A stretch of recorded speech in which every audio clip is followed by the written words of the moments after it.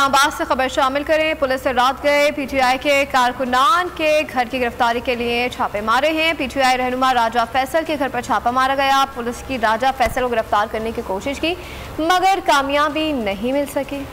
हवाए नफ्स की है हुक्मरानी, लुटेरा कर रहा है पासबानी।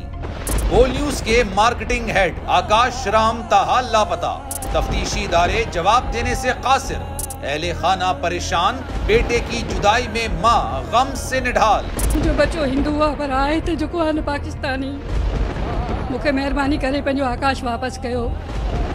हुकूमत से बेकसूर और मुहिब्बे वतन बेटे की बाजियाबी के लिए फरियाद। आकाश राम के अगवा के खिलाफ अहले खाना की जानिब से सुप्रीम कोर्ट में दरख्वास्त दायर। सुप्रीम कोर्ट के चीफ जस्टिस उमर अता बंदियाल से आकाश राम के अहले खाना की जल्द समाअत की इस्तदा। मुश्किल की इस घड़ी में आलमी मीडिया ने भी उठाई आवाज।